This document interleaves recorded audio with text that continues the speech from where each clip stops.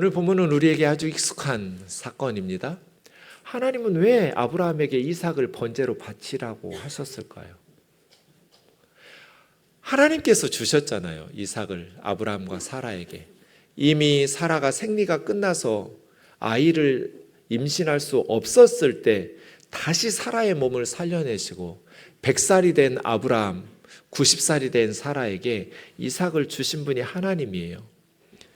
100살에 낳은 아들 이삭이 아브라함에게 얼마나 사랑스러웠겠어요. 그런데 하나님께서 어느 날 갑자기 이삭을 불태워서 바치래요. 왜요? 이삭을 더 사랑하시는지, 하나님을 더 사랑하시는지 알아보려고 시험을 하시나요?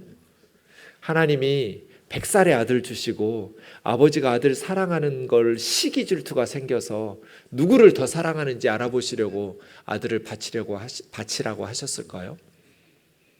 아니면 하나님께서 아브라함이 어디까지 순종하는지 알아보시려고 아들을 번제로 바치라고 하셨을까요? 도대체 왜? 왜 갑자기 하나님은 이삭을 번제로 바치라고 하셨을까요? 창세기 22장은 만연체로 쓰여 있습니다. 만연체로 쓰였다는 것은 불필요한 표현들이 많아요. 이 말은 천천히 읽으라는 뜻이에요. 한 구절씩 천천히 살펴보겠습니다. 1절입니다. 그 일 후에로 본문 사건이 시작됩니다. 그 일, 앞에 나온 21장의 사건이겠죠? 21장에는 세 가지 사건이 있었습니다. 이삭이 태어났고, 이삭이 자라면서 이스마엘과 갈등이 생기니까 이스마엘과 하갈을 내보내면서 분가시켜서 갈등을 없앴고, 그 다음 그랄 왕 아비멜렉이 군대 장관 비골을 데리고 아브라함에게 와서 우리 서로 화해를 하고 또 평화롭게 지내자고 브엘세바 언약을 맺었습니다. 앞에 있는 21장은 노년의 아브라함에게 평화가 찾아온 거예요. 이보다 더 좋을 수가 없어요. 하루하루가 천국이에요. 이삭이 자라나는 모습을 보면서 아브라함과 사라는 얼마나 행복했을까요? 그런데 갑자기 하나님께서 아브라함을 시험하십니다. 가장 평화로울 때 가장 가혹한 시험이 아브라함에게 주어집니다. 아브라함아, 내가 여기 있나이다. 내가 여기 있나이다라는 말은 장소를 확인시켜 주는 것이 아니라 하나님의 요구에 순종하려고 자기 자신을 하나님 앞에 세웠다라는 실존이 하나님 앞에 서 있다는 의미겠죠? 말씀하십시오. 하나님, 제가 여기 있습니다. 인생은 우리가 전혀 예측이 불가능한 일들을 만나곤 하는데 아브라함은 꿈에도 생각해 보지 못한 가혹한 시험에 서게 됐습니다. 2절입니다. 하나님께서 아브라함에게 이삭을 번제로 바치라고 하시는데 네 가지로 말씀하셨고, 이 네 가지는 아브라함이 포기해야 되는 것들입니다. 너의 아들, 네가 사랑하는 자, 독자, 이삭, 번제로 바치라. 아브라함이 어떻게 하나요? 아침에 일찍 일어납니다. 나귀 한 장을 지우고 두 종과 아들 이삭을 데리고 번제에 쓸 나무를 쪼개어가지고 하나님이 일러주신 곳으로 갑니다. 아브라함은 침묵 속에서 행동만 해요. 순종하죠. 말이 사라졌어요. 제3일에 아브라함이 모리아에 도착합니다. 브엘세바에서 모리아까지는 80km 정도라고 합니다.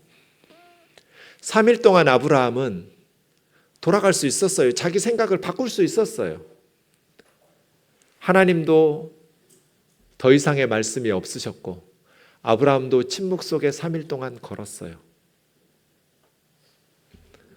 아브라함의 순종은 충동적인 순종이 아니었어요. 밤낮 사흘을 고민한 끝에 내린 순종이었죠. 돌아가려면 얼마든지 집으로 되돌아갈 수 있었어요.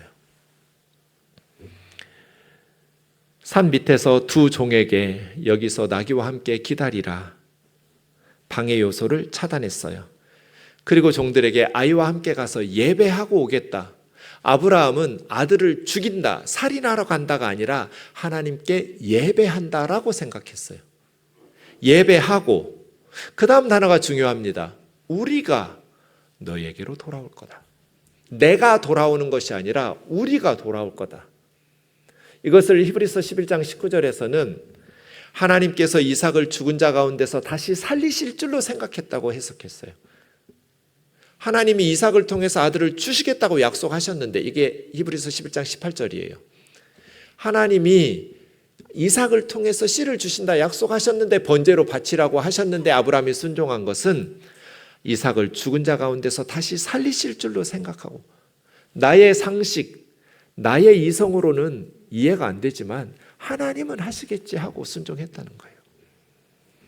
번제에 쓸 나무는 이삭이 짊어지고 올라가고, 그러니까 이삭은 어린아이가 아니에요. 이 나무가 한두 개가 아니었을 테니까 산에 번제에 쓸 나무를 짊어지고 올라갈 정도로 청소년 정도는 된 거죠. 아브라함 아버지는 불과 칼을 들고 두 사람이 등산을 합니다. 이 두 사람의 동행이 인류 역사상 가장 힘든 등산이에요. 세상의 그 어떤 높은 산도 아브라함보다 힘들진 않았을 거예요. 산에 오르는 것이. 이삭은 예수님처럼 나무를 지고 처형 장소로 올라갑니다. 그리고 올라가면서 아들이 아버지에게 묻습니다. 호칭에 주목하세요. 보통은 아버지, 아들아 이렇게 부를 거예요. 근데 이삭은 내 아버지 이렇게 불러요. 내 아빠 하고 아빠하고는 달라요.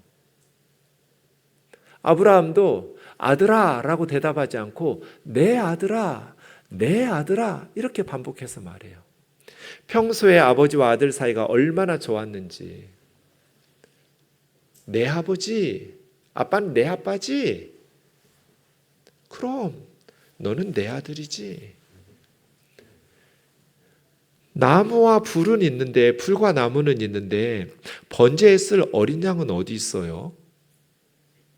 아무것도 모르고 순진하게 묻는 이 이삭의 아들의 질문. 그리고 아버지가 차마 사실대로 대답해 주지 못하는 아브라함의 이 대답이 더 슬퍼요. 내 아들아, 번제할 어린 양은 하나님이 자기를 위해서 친히 준비하실 거야. 그리고 하나님이 지정하신 곳에 도착하자 이제 다시 대화, 말은 사라지고 행동만 남습니다. 제단을 쌓고 나무를 벌려놓고 이삭을 결박하여, 유대인들은 이 장면을 아케다라고 부릅니다. 결박이라는 뜻입니다. 아케다. 제단 나무 위에 이삭을 놓고 손을 내밀고 칼을 잡아서 그의 아들을 잡으려 하니, 한글은 똑같이 칼을 잡고 아들을 잡는 것이 잡는다고 표현했는데 원어는 다릅니다. 칼을 잡는 건 그냥 테이크, 취한 거, 라카흐고요. 아들을 잡으려고 할 때는 샤하트입니다. 샤하트는 레위기에 많이 나와요. 동물로 짐승 제사 드릴 때 칼로 짐승의 목을 쳐서 피를 흘려서 죽일 때 샤하트라고 그래요. 그러니까 아브라함은 칼을 잡아서 자기 아들의 목을 겨누어서 죽이려고 했어요. 이게 샤하트예요. 늙은 아버지에게 이 젊은 아들 이삭이 저항하려면 얼마든지 저항할 수 있었을 텐데, 그렇게 아들도 자발적으로 순종해요.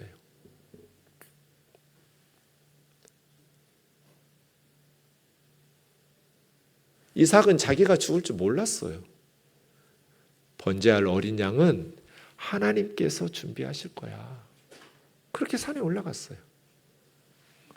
근데 갑자기 자기가 번제단 위에 결박당해서 아버지는 칼을 들고 자기 목을 겨누어 죽이려고 할 때 하나님께서 긴박하게 아브라함의 이름을 2번 부릅니다. 아브라함아, 아브라함아, 내가 여기 있나이다. 그 아이에게 내 손을 대지 마라. 그에게 아무 일도 하지 마라. 하나님이 원하신 것은 이삭의 피가 아니었어요. 아브라함의 순종이었죠.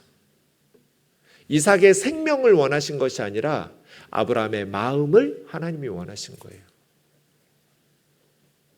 내가 네 아들 너의 독자까지도 나에게 아끼지 아니하였으니 이제야 내가 네가 하나님 경외하는 줄을 아노라.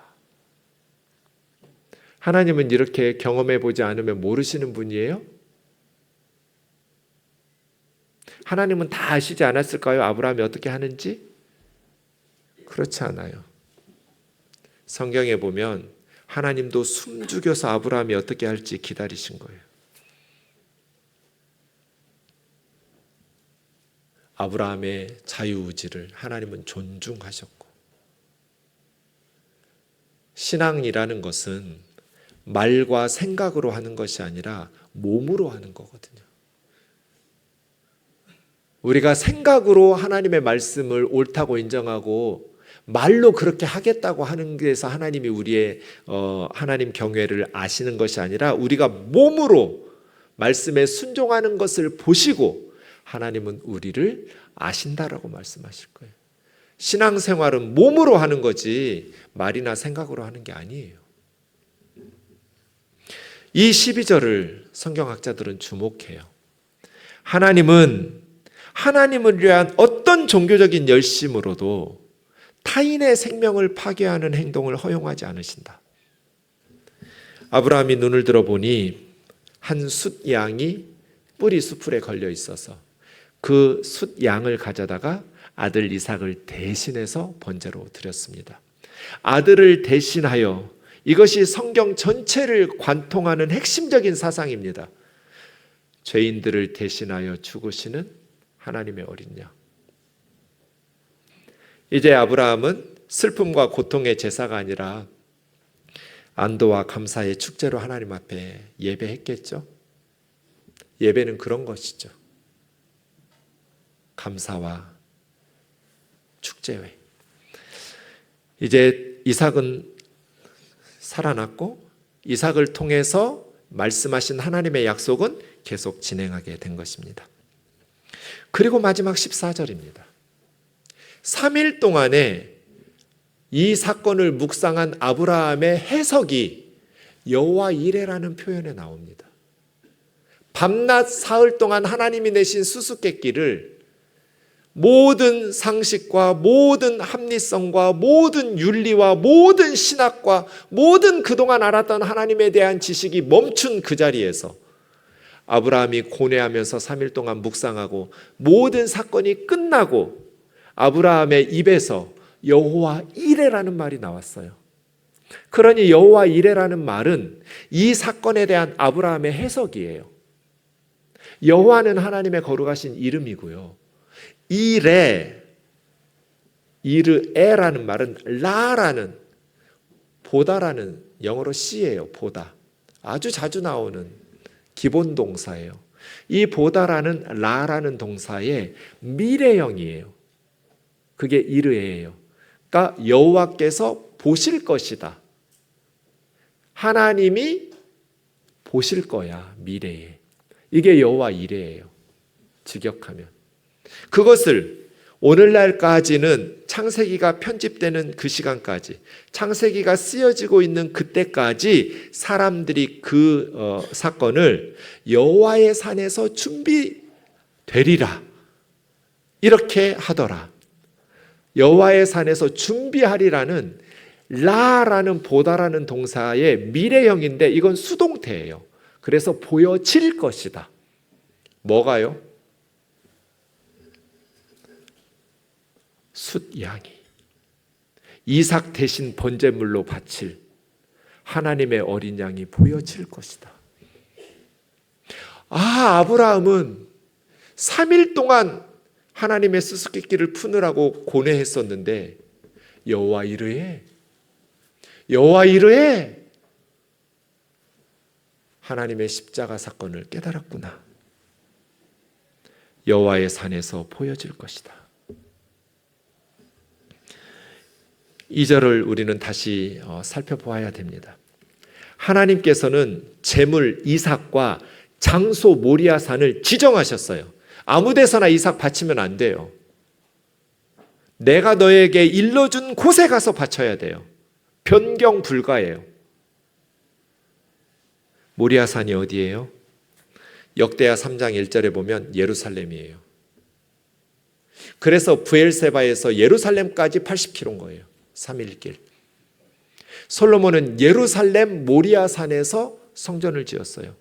여호와의 산에서 준비되리라. 이스라엘 사람들이 생각하는 여호와의 산은 어디예요? 예루살렘이에요. 성전산이에요. 하나님의 성전이 지어진 예루살렘이 여호와의 산이에요. 하나님이 지정하신 거기서 이삭을 번제로 바쳐야 돼요.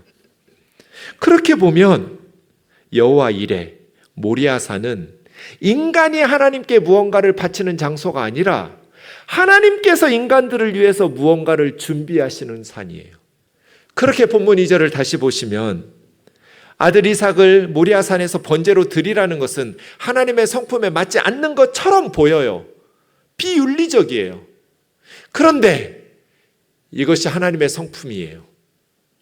하나님의 성품은 우리가 죄짓고 지옥에 가도록 방치하실 수 없는 분이에요. 그래서 우리를 위해서 자기 아들을 십자가에 내어주시는, 모리아산의 십자가에 내어주시는 분이에요. 그분이 하나님이에요. 하나님의 약속과 맞지 않는 것처럼 보여요. 이삭을 죽이면 어떻게 씨가 생기는가? 그러나 하나님께서 약속하신 씨는 육적인 후손이 아니라 천국 가는 영적인 하나님 나라의 백성의 씨예요. 그래서 하나님의 아들을 십자가에 내어주셔야 하나님이 아브라함에게 약속하신 천국 백성이 만들어질 수 있기 때문에 짧은 우리 생각으로는 하나님의 명령이 비윤리적이고 비합리적이며 하나님의 성품에도 맞지 않고 하나님의 약속과도 모순된다고 생각하지만 그렇지 않아요.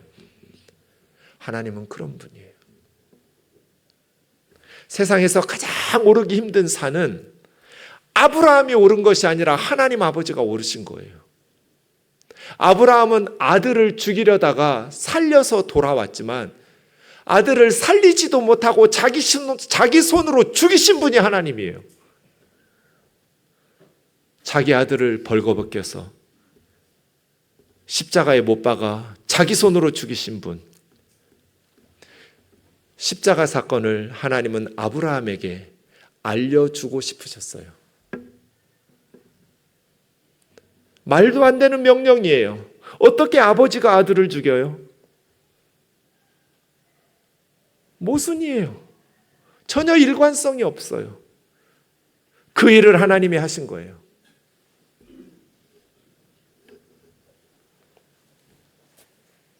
그래서요. 저는 여호와 이레 흥겹게 부르는 이게 제일 황당해요. 이렇게 경쾌하게 부를 노래인가?